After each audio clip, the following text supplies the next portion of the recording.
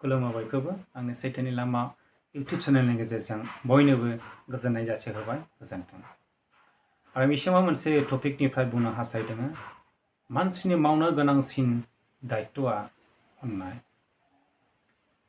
गासैनिख्रुइबो देरसिन बिबाना अननाय। बे टपिकनि सायावहाय आं गुसुङै बुंनो हास्थायदों अनलायग्राफोर। लोगोफोर, बे संसारनि गेजेराव गावजों गाव अनलायनाय गैला, गावजों गाव एना एनि, गावजों गाव मुगैलायनाय, धोरोमजों धोरोम नासयलायनाय, होसोलायनाय, जातिजों जाति दावहा नांलायनाय, जोंनि सुबुं समाजाव गुबुंले बार बारनाय, जोंनि गेजेराव अनलायनाय गैया। बेनिखायनो अननाया मानसिनि गोसो गोरबोनिफ्राय गोमोरलांनायखाय जिसु ख्रिस्ट'आ 2000 बोसोरनि सिगां फैनानै बियो मोनसे बाथ्रा जोंनो फोरोंफैदों गावनि सोलोंग्राफोरनो। मोननैनि हुकुमाव आं मोनसेखौ बुंगोन। सेकेन्ड नाम्बारनि बोसोना बेबादि जिसु ख्रिस्ट'आ गावनि सोलोंग्राफोरनो हाजोआव बे मोनसे बाथ्राखौ जोंनो फोरोंदोंमोन। मोननैनि हुकुमा बेनो। देरसिन हुकुमा नोङो नोंनि खाथिनि मानसिखौ गावखौ बादि अन। नोंनि खाथिनि मानसिखौ गावखौ बादि अन। गावखौ बादि अननाय। नोंनि मोदोमाव जेरै हायोब्ला सायो थै गयो, गुबुनखौबो नोंनि मोदोमनि बादि अननो थाखाय जिसु ख्रिस्ट'आ जोंनो फोरोंदों, सोलोंग्राफोरनो फोरोंदों। बे अननायजों गासै फोलेरनि मानसिफ्रा गोजौ गाहाय, उन्दै गिदिर, हावरिया दुखुथिया बालन्दे रान्दि गासै बिबायारि, गासै फोलेरनि मानसिफोरा, थाखोनि मानसिफोरा बे जिसु ख्रिस्ट'नि फोरोंनाय अननायजों मानसिया बजब जाबाय। मानसिया बजब जाबाय, अननाय मोनबाय, खौसे मोनबाय, बासिलायनाय गैया, मुगैलायनाय गैया, नेवसिलायनाय गैया। जेराव बुंदों जिसु ख्रिस्ट'आ गावखौ बादि अन, गावखौ बादि अननो, गावनि मोदोम बादि अननो जिसु ख्रिस्ट'आ बांसिनै देरसिन हुकुम होननानै जोंनो दायित्व होबाय, दायित्व होबाय। नाथाय बे संसारनि अननाया बेबादि जातिजों जाति दावहा नांलायनाय, धोरोमजों धोरोम मुगैलायनाय, एना एनि थिख' थाख' मुगैलायनाय, थिफुला जानाय, जोंफ्रुनाय, गाज्रि साननाय, बे संसारनि अननाया सुबिदाबादि अननाय, सुबिदाबादि अननाय। बे अननायजों मानसिया थांनानै थानो हाया। बे अननायजों मानसिया गावस्रालांनो हायो, गावस्रालांनाय जायो, गोजोननाय गैया जायो। नाथाय बे अननायखौ जिसु ख्रिस्ट'आ दाखालाम, बे अननायखौ जिसु ख्रिस्ट'आ दाखालाम होननानै जोंनो फोरोंदों। बे अननायजों मानसिया थांनानै थानो हाया, थांनानै थानो हाया। जेरै फांसे बिफाङा गावनि बिफांजों, गावनि रोदाजों, गावनि बिथाइनि रसल' बियो होनो हायो।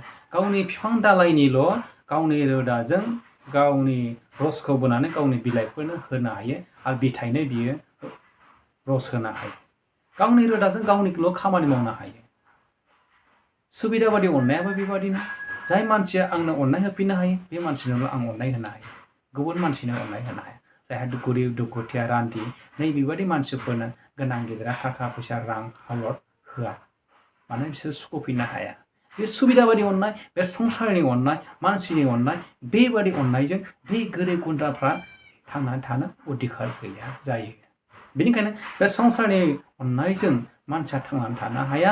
बे संसारनि मानसिफोरनिफ्राय अननाया गोमालांबाय था अननाया। बेनिखायनो जिसु ख्रिस्ट'आ गावनि सोलोंग्राफोरनि गेजेरजों अननायखौ बियो सुजुनानै होफिनदों। नोंसोरो उसुं खाथिनि मानसिखौ गावखौ बादि अन होननानै माथाइनि 22:39 पदआवहाय बे बाथ्राखौ जोंनो फोरोंदों जिसु ख्रिस्ट'आ। जे अननायजों मुगैलायनाय गैया, जे अननायजों मानसिया थांनानै थानो हायो। जेरै सासे उन्दै गथ'आ, जोनोम जादां गथ'आ बिमानि अननायजों देरलाङो बादि, दाउसा फिसाफ्रा दाउ बिमानि ख' ख' खांनायजों, गावनि गांखंनि गांजों सान्दुं अखा गोजांनायनिफ्राय रैखाथि गोनाङै बियो गावनि गथ'फोरखौ, गावनि फिसाफोरखौ बियो फेदेरो, गावनि गथ'खौ फेदेरो बेबायदि अननायजों मानसिया थांनानै थानो हायो होननानै बेनिखायनो थार अननायखौसो जिसु ख्रिस्ट'आ मानसिनि गोसोनिफ्राय लुबैदों।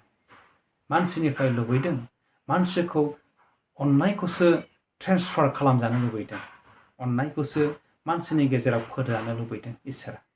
बेनिखायनो साफ्रोमबो गोरों गोरा, साफ्रोमबो समाज सिबियारि, साफ्रोमबो राजा महाराजाफ्रा अननायखौ, थार अननायखौ खालामथारनांगोन। थार अननायखौ खालामथारनांगोन। मानो? बे संसारनि गासैबो इसोरनि सोरजिनाय।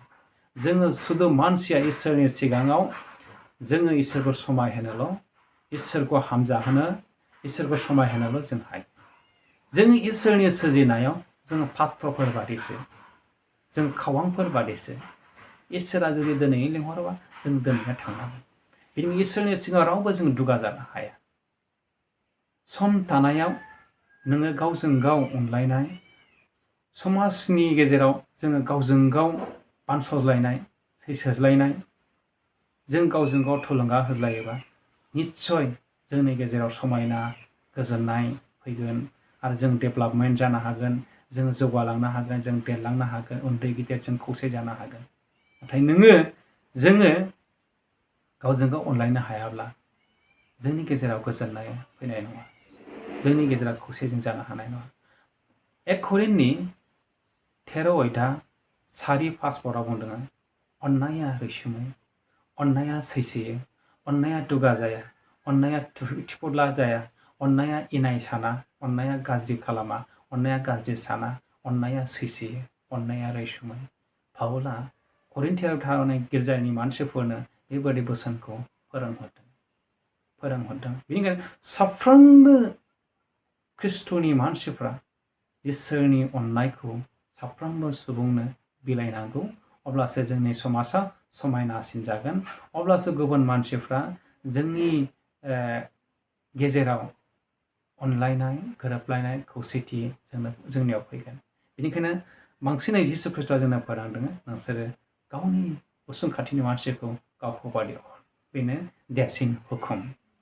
देरसिन हुकुम, बेखौ इसोरनि सोरजिजानाय साफ्रोमबो मानसिया सुबुंफ्रा मानिथारनांगोन। इसोरा बे बोसोननि गेजेरजों जों बयनोबो बोर होथों।